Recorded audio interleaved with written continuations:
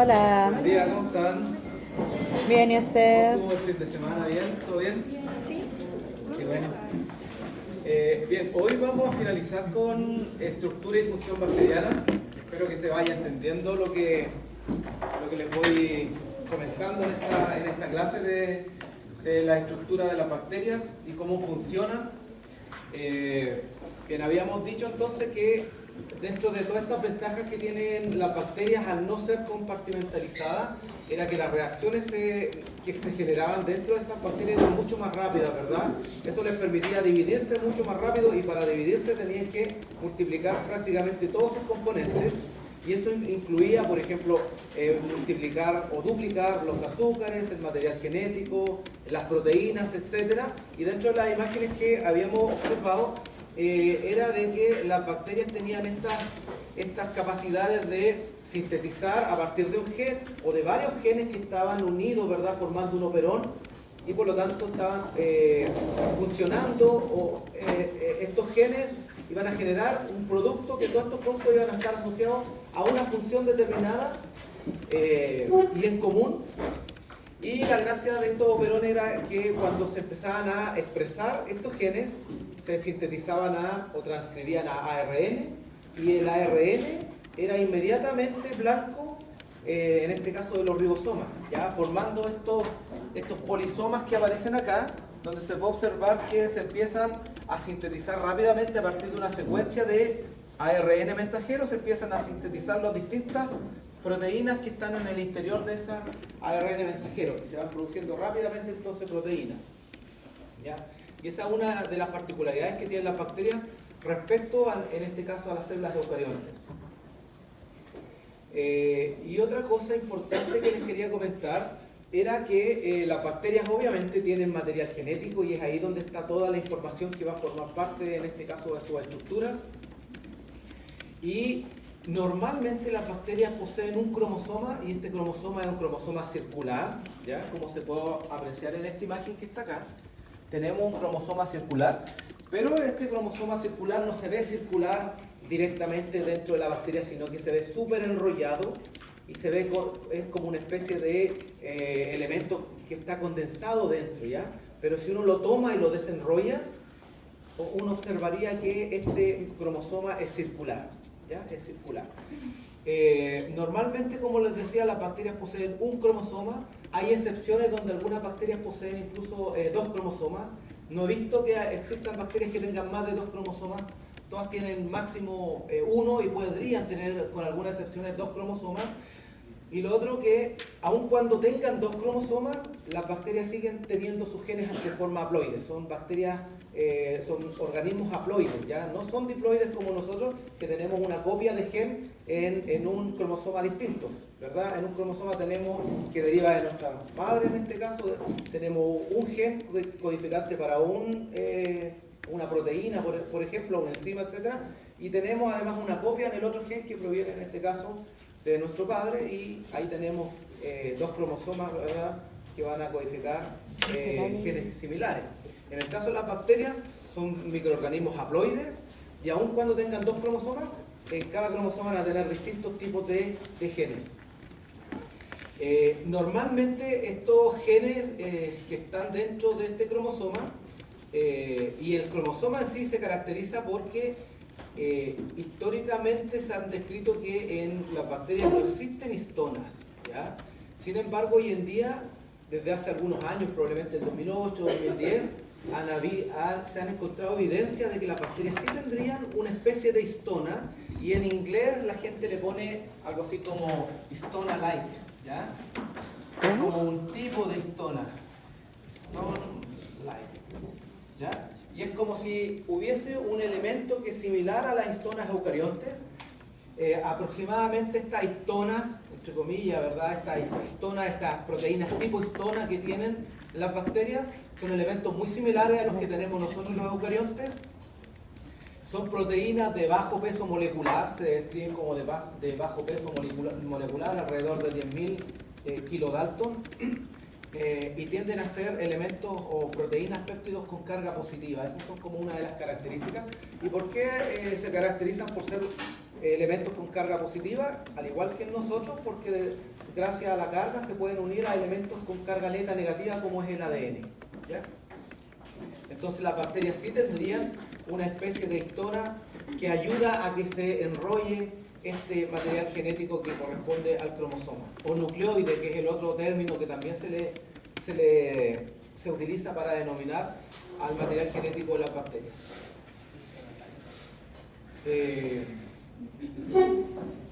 Además de este material genético que corresponde al nucleoide o cromosoma principal, algunas bacterias también pueden tener un material genético que corresponde a ADN extracromosomal, y uno de los más estudiados como elementos extracromosomales son los plásmidos. No sé si ya han escuchado acerca de los plásmidos alguna vez. ¿Sí? Los plásmidos son elementos genéticos, en este caso circulares, similares a los cromosomas principales. También son circulares, pero son mucho más pequeñitos en relación al cromosoma principal, ¿ya? Pero también es material genético, circular, doble cadena, que también codifica información. Dentro de las gracias que tienen los plásmidos es que normalmente algunas bacterias los pueden llevar, otras no llevan plásmidos, eso es importante, pero algunas bacterias pueden adquirir plásmidos en el transcurso de su vida, ¿ya? Pueden ir adquiriéndolo desde otras bacterias o incluso desde el ambiente.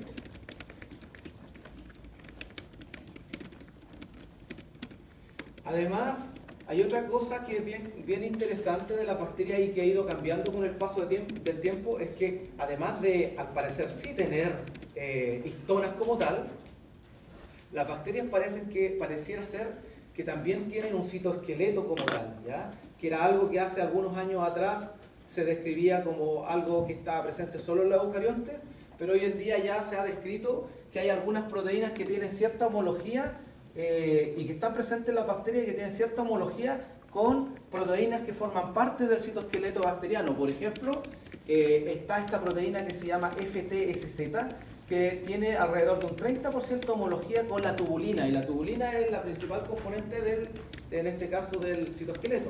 ¿Ya? Lo mismo pasa con esa proteína que se denomina MRB, con lactina, y lo mismo ocurre con esta otra proteína que es la CRES, con los filamentos intermedios que tienen, en este caso, las células eucariontes. Es decir, las bacterias también tienen una especie de citoesqueleto que les ayuda de alguna manera a dividirse y que ayuda a que mantengan cierta morfología estas bacterias. Y aquí hay un ejemplo que les traje acerca de cómo entonces algunos de estos elementos, en este caso esta proteína, que es la CRES, forma parte de este microorganismo que se llama, en este caso, hoy se me fue el nombre, Caulobacter crescentus, ese es el nombre, Caulobacter crescentus. Y la gracia de este microorganismo, si pueden observar esta imagen, es que, por ejemplo, acá lo que se hizo fue cultivar toda la noche, en este caso, este tipo de microorganismo que es el que le acabo de mencionar, Caulobacter. Y si pueden observar, la morfología que tiene esta bacteria de forma natural es como una especie de boomerang, ¿verdad? Es como curva, una morfología curva la que tiene. Sin embargo,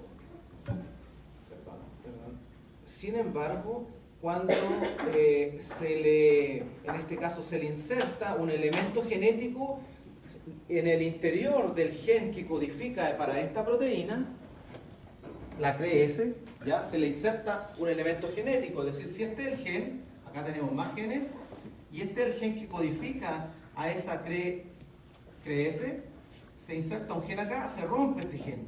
Por lo tanto, ahora al romper este gen ya no va a tener una función, y por lo tanto, esta proteína ya no se va a expresar, ¿ya? Eso es lo que se hizo, de alguna manera se mutó el gen, ¿ya? Se impide que se exprese, y si se dan cuenta, cuando ocurre eso, ahora las bacterias pierden su forma, ya no son curvas, sino que son rectas, ¿ya?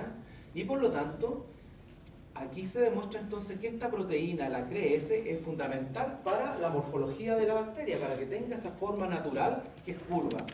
Y cuando a la bacteria se le vuelve entonces a retornar la función del gen, agregando nuevamente un elemento genético que codifica esta misma proteína, es decir, complementando a la bacteria que ha perdido el gen, pero se le agrega este gen nuevamente, observamos que ahora la bacteria vuelve a adquirir su forma natural, que es una forma, ¿verdad?, curva. Por lo tanto, eso demuestra claramente que estas proteínas actúan entonces como un elemento fundamental en la morfología de las bacterias. Y eso también muestra evidencia de que actuaría como una especie parecida a un filamento intermedio. Lo mismo se ha hecho para las MRB, las cuales actúan como actinas, y lo mismo para, en este caso, para la FTSZ, la cual tendría una función análoga o similar a lo que hace la tubulina, en este caso en las células eucariotas, ¿ya? Por lo tanto, ahí también hay otro elemento que va cambiando el paradigma, y eso nos indica que las bacterias también tendrían una especie de citoesqueleto. Ahí está el nombre, Campylobacter. Bien, todos los elementos que hemos hablado hasta ahora, desde las membranas externas hacia el material genético de las bacterias, son elementos que están presentes prácticamente casi en todas las bacterias, ¿verdad? Hay algunas excepciones, como por ejemplo una membrana externa solo presente en bacterias gram negativas, y por lo tanto el LPS, que forma parte de esta membrana externa, solo va a estar presente en bacterias gram negativas, no en gram positivas. Pero también habíamos dicho que había algunos elementos que cumplían funciones parecidas en las bacterias gram positivas al LPS, y eso eran los ácidos lipoteicoicos y ácidos teicoicos, elementos que solo están en gram positivas y no en gram negativas. Entonces, tenemos esas pequeñas diferencias, pero en términos generales, el resto de las estructuras que forman parte de una bacteria son similares tanto en gram negativas como en gram positivas, ¿ya? Y todos esos elementos que yo le acabo de mencionar, ya sea en gram positivas o en gram negativas, son elementos estructurales que tienen que estar siempre presentes, ¿ya? Por ejemplo, el nucleoide siempre tiene que llevarlo una bacteria. Si no tiene nucleoide, no puede dividirse, no puede multiplicarse, no puede hacer nada sin el material genético. Y lo mismo pasa con el LPS, el peptidoglicán, etc. Tienen que llevar esas estructuras en mayor proporción, en menor proporción, pero siempre tienen que producirlo las bacterias. Sin embargo, hay otros elementos que se le denomina elementos accesorios, y que son elementos que en algunos casos algunas bacterias los pueden llevar y otras no. Y es más, son elementos que bajo ciertas condiciones algunas bacterias los pueden expresar, y bajo ciertos otros eventos podrían no expresar esos elementos, ¿ya? Ya estos elementos que no son fundamentales para la viabilidad de las bacterias se les denomina entonces estructuras accesorias de las bacterias, como por ejemplo están los flagelos. Los flagelos bacterianos, en este caso, son elementos que son expresados por algunos tipos de bacterias de forma constitutiva, es decir, siempre esas bacterias tienen estos flagelos, como por ejemplo son Escherichia coli. Escherichia coli siempre lleva flagelos porque es una bacteria que se mueve, es móvil esta bacteria. Y por lo tanto, la principal función del flagelo bacteriano es ayudar a la movilidad de los microorganismos, ¿ya? Esa es la principal función de los flagelos. Pero también se ha descrito que tienen funciones, además de la movilidad, participan en la adherencia, ¿ya? Son elementos alargados, como un filamento alargado que se extiende a partir de la superficie de los microorganismos, como se puede observar en esta imagen. Acá está el flagelo, y este elemento alargado está constituido principalmente por proteínas, y que también, además de estar asociado a la movilidad como su principal función, también se ha asociado en este caso a la capacidad de adherirse a algunos tejidos, ¿ya? Lo utilizan algunas bacterias para adherirse.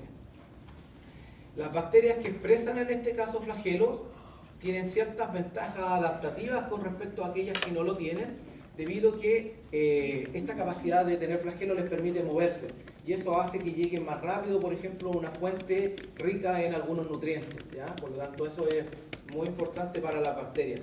Pero además se ha descrito que tener flagelo es bastante bueno, por ejemplo, para poder escapar de algunas células de nuestro sistema inmune que podrían capturarla y eliminarla, ¿ya? Tiene mayor capacidad de movilizarse y escapar de alguna manera de los leucocitos, con respecto a algunas células que son inmóviles o que tienen muy poca movilidad debido a que no tienen flagelo, ¿ya? Y por último, el flagelo también ha sido denominado o ha sido clasificado como una especie de factor de virulencia, ¿ya? Aún no hemos visto esta parte de factores de virulencia, que va a ser la última clase que vamos a ver juntos, pero que los factores de virulencia son elementos que utilizan las bacterias para producir de alguna manera daño, ¿ya? Y si producen daño, finalmente pueden producir o asociarse al desarrollo de algún tipo de enfermedad. ¿Y por qué un flagelo podría tener ese tipo de función? Y es básicamente por su estructura.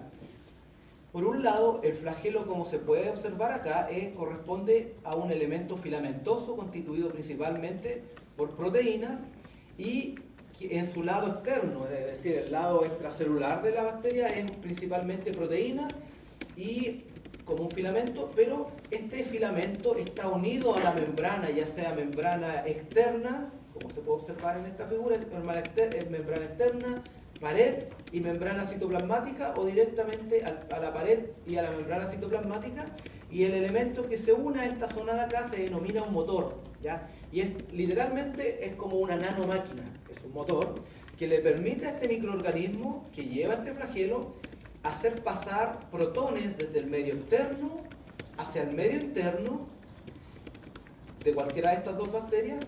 Ingresan los protones, en este caso los protones pueden ser hidrógenos, ¿ya? O también podría ser sodio, ¿ya? Protones de sodio. Lo que ocurre acá entonces es que una vez que empiezan a pasar estos elementos hacia el interior, empiezan a mover las estructuras del motor, y eso hace que al empezarse a mover, empieza a generar un movimiento rotatorio en el filamento, ¿ya? Y ese movimiento puede ser en sentido de reloj, pero puede cambiar rápidamente y genera un movimiento antisentido horario, ¿ya? Y eso le permite ir redirigiendo su movimiento bacteriano hacia algún lugar o hacia otro, ¿ya? Y estos son movimientos que se describen como muy, pero muy, muy rápidos, y aquí hay una serie de estudios de física respecto a la capacidad de mover en un sentido y después regirarlo nuevamente para poder ir movilizándose, lo que es increíblemente elevado y muy, muy eficiente, ¿ya? Que probablemente los motores que desarrollan los seres humanos quisieran tener esas capacidades, pero que al parecer es muy difícil de conseguirlas, ¿ya? Y si se dan cuenta, entonces tenemos este motor. La gracia de este motor que tenemos acá, si nos enfocamos un poquito más, es que por aquí pasan entonces, esto es casi como un molino de agua finalmente, porque los protones van a pasar por aquí y van a mover algo, y eso hace que se empiece a mover este motor. Y la gracia de esto es que este sistema que está acá cumple muchas funciones, por ejemplo el movimiento bacteriano, pero también se sabe que a través de este motor se pueden liberar elementos, se pueden exportar proteínas, ¿ya? Y por lo tanto, a través de este flagelo, entonces podemos obtener un elemento que nos permita liberar proteínas que se sintetizan dentro de la bacteria y que se puedan liberar al medio externo. ¿Qué elementos podrían sintetizarse dentro de la bacteria y finalmente liberarse a través de esta estructura que corresponde al flagelo? ¿Qué creen ustedes? Y que le permita generar un daño para que finalmente esto se transforme en un factor de virulencia. Toxinas. Toxinas, ¿verdad? Exactamente. Se ha demostrado que los flagelos no solo cumplen la capacidad de movilizar o de mover, en este caso, una bacteria, sino que también permiten de alguna manera liberar elementos citoplasmáticos del interior de la bacteria hacia el medio extracelular. Y dentro de esos elementos podrían ser toxinas, ¿ya?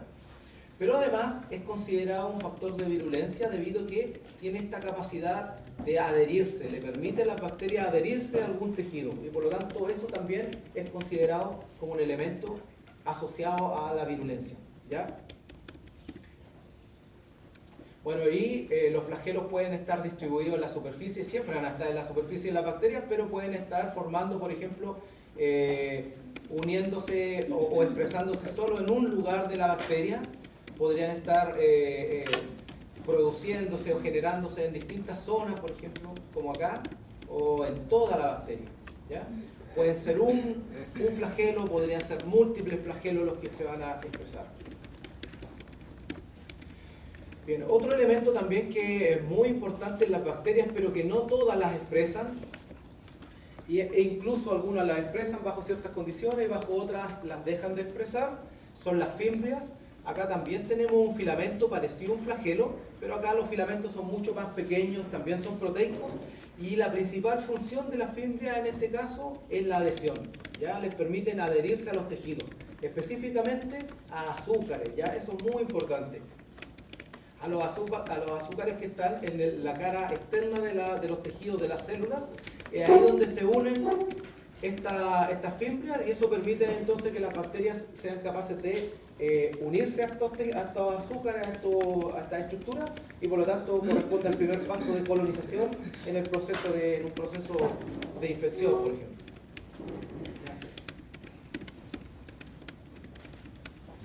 Como les decía, algunas bacterias entonces expresan fibria, pero bajo ciertas condiciones dejan de expresar esta fibria en un proceso que se denomina variación de fase.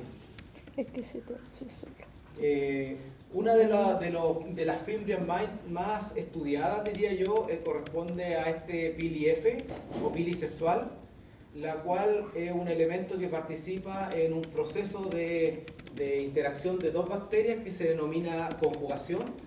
Y en ese proceso participa este pili debido a que permite que se unan estas dos bacterias y se mantengan estrechamente unidas ambas por un periodo en el que se está desarrollando este proceso de conjugación, ¿ya? Pero básicamente las pili son estructuras proteicas, filamentos proteicos alargados que se extienden a partir de la membrana externa de bacterias gram negativas o de la misma pared celular de las bacterias gram positivas, y permiten adhesión a algún tejido, alguna superficie. Otro elemento también importante que podría estar presente en algunas bacterias y en otras no. Hay algunas bacterias que producen cápsulas y otras que no los producen prácticamente nunca. En este caso, la cápsula corresponde a un polímero extracelular compuesto principalmente por azúcares que rodea a las bacterias. Si pueden observar esta imagen, acá podemos ver, ¿verdad?, una bacteria cocácea, un coco. Este es un coco gram positivo, no se ve morado para describirlo como gram positivo, pero este es un neumococo, es un streptococcus, y se puede observar, ¿verdad?, que forma una cadena. Esa es su agrupación. La afinidad tintorial no se observa, pero es un gram positivo, debería verse morado si lo tiñéramos con tinción de gram. Y aquí tenemos todos los elementos que ya hemos revisado. Dentro de cada uno de estas células bacterianas tenemos en este caso una pared que es lo que envuelve finalmente a este gram positivo, y por sobre la pared vamos a tener esta gruesa capa de azúcares, de polímeros correspondientes a la cápsula, ¿ya? Y que, si se dan cuenta, no solo están envolviendo a una sola célula, sino que al conjunto de células que están unidas formando cadenas, ¿ya? Y por lo tanto a eso corresponde la cápsula. ¿Qué ventaja le brinda a las bacterias presentar una cápsula? Bueno, una de las principales funciones está asociada a la capacidad de resistir las funciones microbicidas que tienen algunos leucocitos. En nuestro cuerpo tenemos unas células que se llaman neutrófilos y otras que se llaman macrófagos, que tienen la capacidad de reconocer elementos extraños y fagocitarlos, llevarlos a su interior en un elemento que se llama fagosoma, lo llevan a su interior, y finalmente este elemento que es ingresado dentro del macrófago es fusionado con un lisosoma, y es ahí donde mueren los microorganismos, ¿ya? Debido a que el lisosoma entrega condiciones muy hostiles para sobrevivir ahí, como son pH bajo, muy bajo, ácido, una especie reactiva del oxígeno que se empiezan a producir, que son radicales libres que empiezan a dañar las estructuras bacterianas o de los virus, etc. Una serie de proteasas que se activan también a pH ácido, y todo eso hace que se rompan estos elementos que han ingresado a través de esta vía de la fagocitosis. En el caso de las bacterias que poseen cápsulas, la fagocitosis se hace mucho más difícil de realizar. ¿Y por qué se hace mucho más difícil? Debido a que dentro de los elementos que ayudan a que se desarrolle este proceso de fagocitosis están algunas proteínas, ¿ya? Esto quiere decir que si acá dibujamos un macrófago o un neutrófilo, esta célula tiene la capacidad entonces de fagocitar bacterias, ¿verdad? ¿Y cómo las va a fagocitar? Utilizando unos receptores de superficie, ¿ya? Normalmente estos receptores de superficie lo que hacen es reconocer algún patrón molecular que posea esta bacteria. ¿Cuáles son los patrones moleculares?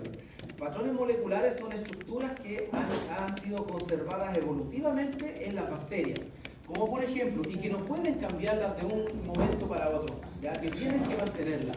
Por ejemplo, el LPS. Las bacterias gram negativas tienen que tener LPS, sí o sí, porque es algo estructural de la bacteria. Lo mismo, el peptidoglicán que forma parte de la pared.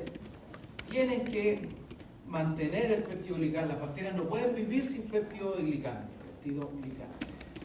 Por ejemplo, si fuese una bacteria que tiene un flagelo o varios flagelos, estos flagelos están constituidos por proteínas, ¿ya?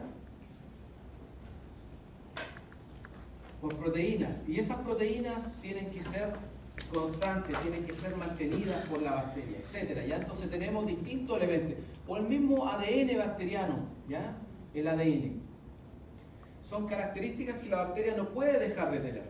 Entonces, ¿qué ocurre con estas células? Estas células expresan en su superficie una gran cantidad de receptores que tienen la capacidad de reconocer elementos conservados en las bacterias, como el ADN, como el peptidoglicán, el LPS, etc.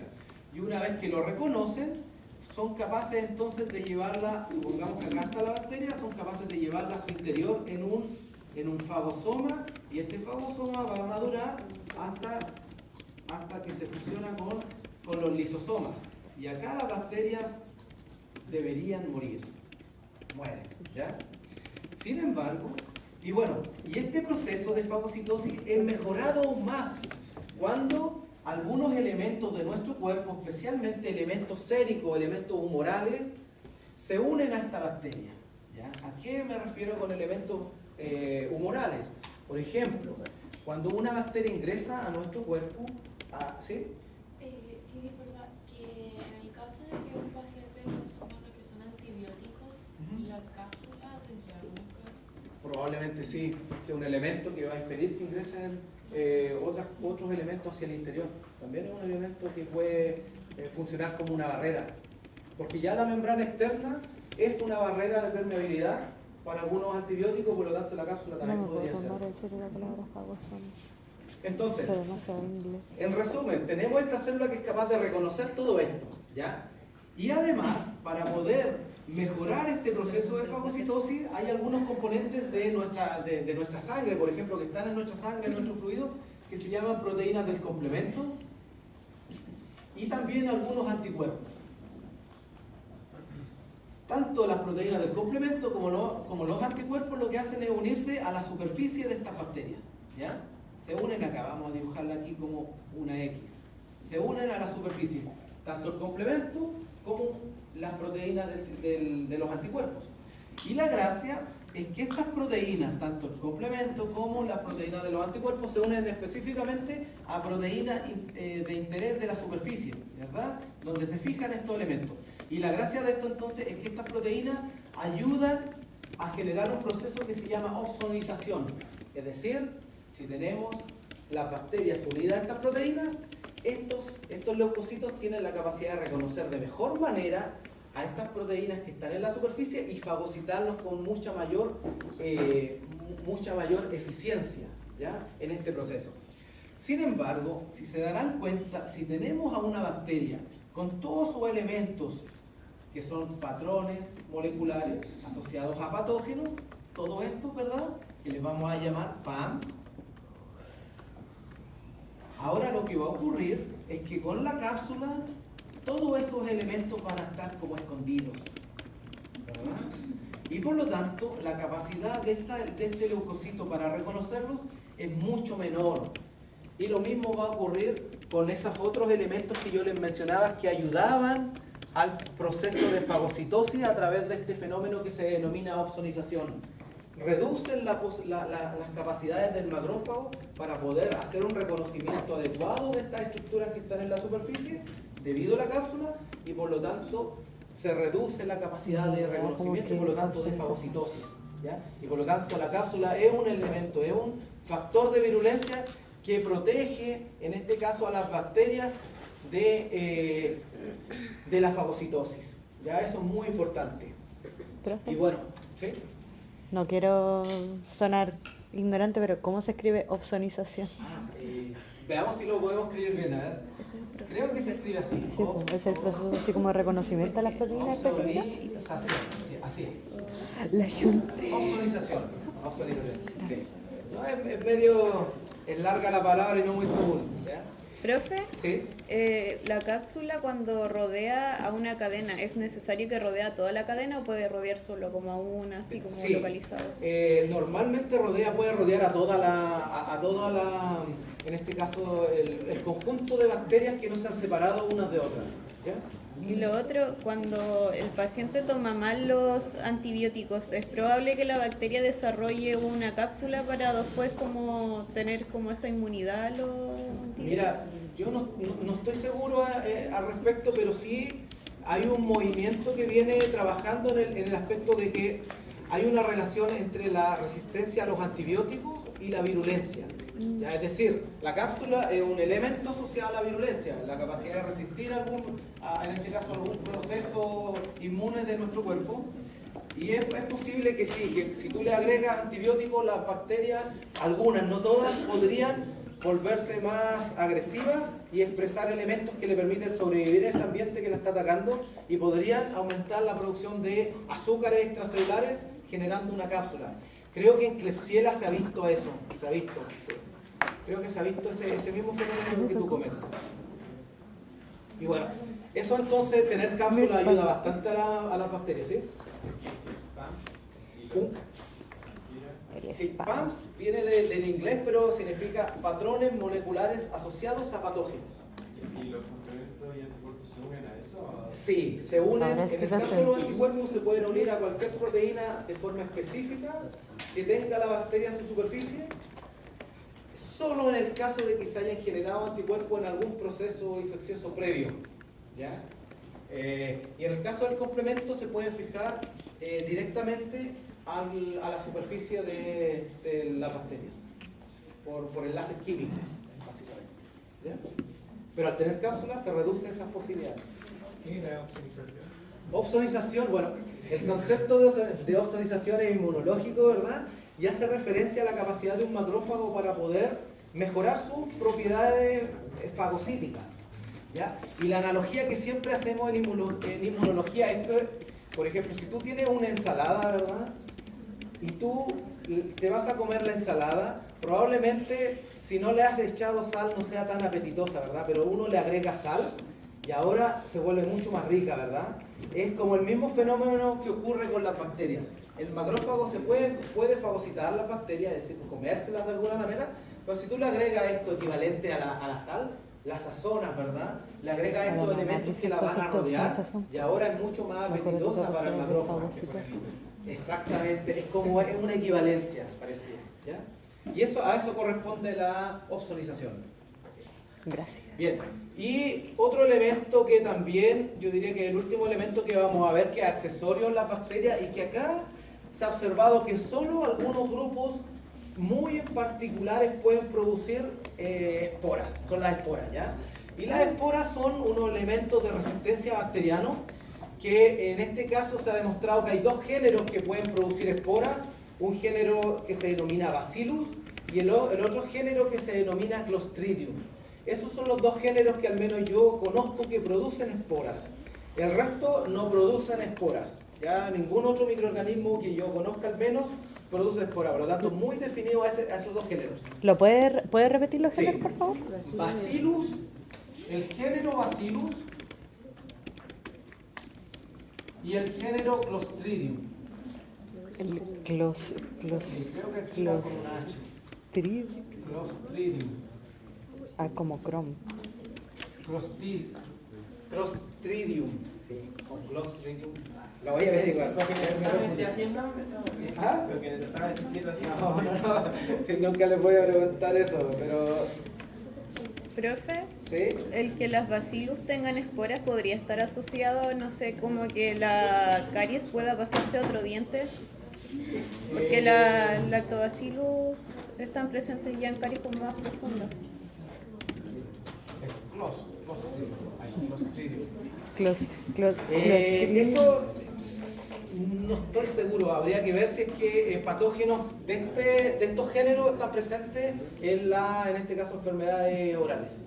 Habría que ver, pero la mayoría diría que no, generalmente son bacterias que están en el ambiente, ¿ya? Y acá, ¿cuál es la gracia de la formación de las esporas? Que es una estructura de resistencia y que les permite a las bacterias sobrevivir largos periodos de tiempo, pero cuando digo largos, algunos autores describen que pueden ser años, incluso algunos siglos, ya, es muchísimo, ya. Y la gracia de esto es que las bacterias cuando empiezan a sensar que no hay nutrientes, que no hay agua, por ejemplo, empiezan a acumular todos sus elementos, material genético, proteína, etcétera, y las van acumulando en cierta zona de la bacteria. Por ejemplo, si esta es la bacteria, empiezan a acumularla en esta zona de acá y después empiezan a formar una pared. Y luego de eso, cuando la bacteria, que sería la bacteria madre, por decirlo así, que corresponde a la fase vegetativa, muere, esta zona queda como una estructura de resistencia y esta estructura de resistencia se denomina espora. Y esta espora sobrevive en el ambiente y puede sobrevivir miles, tal vez mucho, pero muchísimos años, ¿ya? Y puede quedar acá. Alguna vez leí por ahí que la maldición de Tutankamón, ¿se recuerdan? No sé, cuando abrieron los sarcófagos y todo, y después empezaron a fallecer algunas personas, y que hay toda una historia detrás de esto. Algunas personas creen que habían esporas de alguna patógeno asociado a Clostridium, y que lo más probable es que cuando abrieron esto las aspiraron y después las bacterias se reactivaron, en este caso el tejido nasal y el resto del cuerpo, y generando la muerte de las personas, ¿ya? ¿Por qué puede ocurrir esto? Porque estos géneros pueden producir toxinas, ¿ya? Y no sé si han escuchado, pero dentro del género Clostridium y del mismo género Bacillus están Bacillus anthracis. No sé si lo han escuchado, el causante del anthrax o del botulismo, que también se denomina cuando le da a algunos animales en el campo y mueren. Es porque consumen este tipo de bacterias que están en el ambiente, podrían ser las esporas las que están ahí, los consumen y después se reactivan produciendo toxinas y mueren, ¿ya? Hay otro caso bien famoso que ocurrió en el 2002, me parece mucho, en Estados Unidos, que había una persona que mandaba cartas con esporas, creo que era de Bacillus anthrax, y la gente la abría, aspiraba, no sé si falleció alguien, pero fue bioterrorismo, fue intento. ¿Por qué tan desgraciado? ¿Y genera algún tipo de olor o algo, la espora? No creo que generen dolor, pero sí generan un daño. Olor. Olor. No lo sé, no creo que tengan olor. No me voy a arriesgar a verlo tampoco, dice el profe. Sí.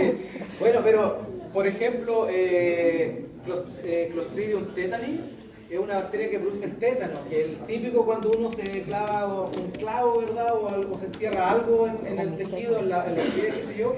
La gente dice hay que vacunarse inmediatamente para el tétano porque podría producir tétano. ¿Qué es el tétano? El tétano es una toxina producida por Clostridium tetani, y lo que hace esa toxina es que se une, en este caso, a la unión neuromuscular, a la placa neuromuscular, y se une específicamente a los receptores de acetilcolina, ¿ya? Y por lo tanto impide que haya una señal correcta desde una célula hacia la otra, y normalmente en los libros ustedes van a ver a pacientes con tétanos que empiezan a contraerse el músculo pero no se relaja, se contrae y no se relaja, y hay unas imágenes donde muestran a personas que es como una imagen solamente dibujada, pero al parecer ocurría así cuando daba tétano, y la gente se empieza a doblar, hasta el punto que termina falleciendo porque podría romperse el ¿ya?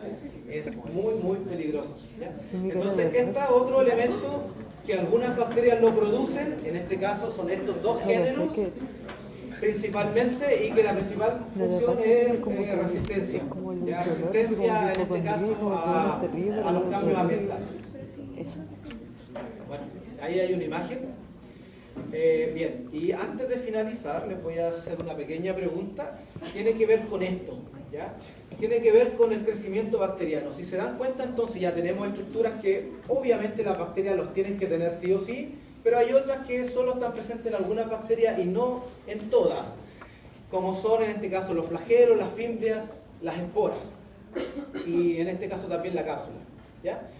Entonces, cuando las bacterias crecen, como se observa acá, ¿qué es lo que tienen que dividir para poder generar una nueva descendencia? Desde esto hasta acá. ¿Qué es lo que tienen que hacer? Generar más material genético. Tienen que generar más material genético, más proteínas, más azúcares, más todo, ¿verdad? Porque la bacteria, si tiene este tamaño, tiene que elongarse, ¿verdad? Si es circular, igual se va a elongar, si es alargada, se va a elongar un poco más.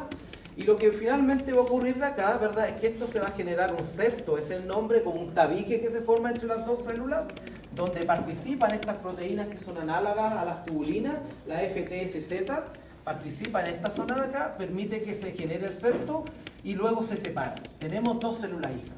Bien, estas dos células hijas que vamos a tener acá, ¿qué tan parecidas son a la célula madre que está acá? ¿Qué tan parecidas son? Se supone que son como Van a ser iguales, idénticas, ¿verdad? Van a ser idénticas. Y en este proceso que vamos a obtener, ¿verdad?, a partir de una célula a dos células, va a ser un proceso que va a ser continuo en el tiempo, ¿verdad? Y por lo tanto, a ese proceso le vamos a denominar crecimiento bacteriano. Y el crecimiento bacteriano va, en el caso de las bacterias, cuando uno las cultiva en un laboratorio, va a seguir este patrón, esta curva que está acá, ¿ya? ¿Y a qué corresponde este patrón? Primero, las bacterias, para poder multiplicarse en un medio de cultivo, requieren una fase de latencia o de adaptación, ¿ya? ¿Por qué requieren una fase de latencia o adaptación? Debido a que requieren ajustar, ¿verdad?, las enzimas que ellas tienen para poder tomar los elementos que están, los elementos nutricionales que están disponibles en el ambiente, llevarlos hacia el interior y transformarlos, en este caso, en energía y fuente de formación, en este caso, de estructura, ¿ya? Una vez que se adaptan en este periodo de acá, vamos a tener entonces bacterias que se van a empezar a dividir activamente. Y se van a dividir activamente en una fase que se denomina fase exponencial o logarítmica. Y aquí vamos a tener un crecimiento rápido de las bacterias en este periodo que está acá. Luego de eso, como están dentro de un cultivo y no le estamos suministrando más nutrientes, ni tampoco estamos sacando elementos del interior, las bacterias tienden a estabilizarse en cuanto a su crecimiento, ¿ya? Debido a que entran en una fase estacionaria o etapa estacionaria donde las células siguen multiplicándose de la misma manera que ocurre acá, en la fase exponencial. Es decir, debiesen seguir multiplicándose. Pero se genera un equilibrio entre las células que se van multiplicando y las células que están vivas respecto a un aumento de células muertas. Y por lo tanto lo que vamos a visualizar acá es una etapa estacionaria, pero donde el crecimiento bacteriano sigue siendo el mismo que ocurre acá, ¿ya? Pero acá hay más células muertas. Y luego de eso, con el paso del tiempo, empieza a aumentar los elementos tóxicos que se van liberando del metabolismo bacteriano, y eso hace que estas bacterias entren en una fase de muerte o declive, ¿ya? Y empiezan a morir. Y ese correspondería a un ciclo normal de crecimiento bacteriano en un cultivo. ¿Cómo podríamos evitar esto? Transformando este sistema cerrado, ¿verdad?, que sería un tubo de ensayo, por ejemplo, a un sistema abierto. ¿Y cómo abrimos un sistema? Adicionándole más azúcares, por ejemplo. Podríamos estar adicionándole más azúcares y eliminando los elementos que son tóxicos, que son los desechos de la bacteria. Pero dentro de un sistema cerrado, es decir, de un cultivo bacteriano, ustedes debiesen ver este tipo de crecimiento bacteriano, ¿ya? Y ahora viene la pregunta. Respecto a las bacterias en sí, respecto a las bacterias. Habíamos dicho entonces que las bacterias, ¿verdad?, a partir de una bacteria hija, vamos a tener dos bacterias, en este caso, a partir de una bacteria que es la progenitora, la célula madre, le voy a llamar, vamos a tener dos células hijas. Y ustedes me decían que esas dos células hijas van a ser igual a la madre, ¿verdad? Pero nosotros sabemos que en nosotros, en los humanos, en los mamíferos y en realidad en todos los eucariontes en general, que nos reproducimos de forma sexual, ¿verdad? Y por lo tanto somos seres que somos diploides, ¿verdad? No somos haploides como las bacterias, que es algo que yo les mencionaba. Y gracias a eso, gracias a esa reproducción sexual, y al hecho de que seamos diploides, es decir, que tengamos genes de nuestras madres, de nuestros padres, ¿verdad? Nosotros alcanzamos un fenómeno que se denomina variabilidad genética. Nosotros tenemos variabilidad genética a través de eso. Y eso nos permite adaptarnos de mejor manera a los cambios ambientales que van ocurriendo, ¿verdad? Pero ¿qué pasa con las bacterias? Las bacterias habíamos dicho que eran haploides. ¿Cómo las bacterias se adquieren esa variabilidad genética? Considerando que son organismos altamente exitosos, que los encontramos prácticamente en todos los lugares de este planeta. ¿Cómo lo hacen? Considerando que nosotros tenemos esta capacidad de generar reproducción sexual. Mutaciones, dice su compañera. Por los elementos accesorios igual, ¿o no? Podría O sea, como ser, parte de ¿verdad? la Como por mutación. ejemplo, ¿qué elementos accesorios? Como la cápsula. El pilisexual. Sexual puede ser, ¿verdad? Ese Más por que el- una cápsula bilisexual podría ser. Eso por una Por ahí va, reproducción ¿verdad? horizontal. Una cosa puede ser las mutaciones como una fuente de, en este caso, de variabilidad, y la otra fuente podría estar asociado, ¿verdad? Algún elemento relacionado con el pili. El pili podría estar participando. Bien, con esa pregunta vamos a dejar la clase hasta el miércoles y ahí vamos a profundizar un poco más en cómo las Chao, bacterias Franco. adquieren variabilidad genética.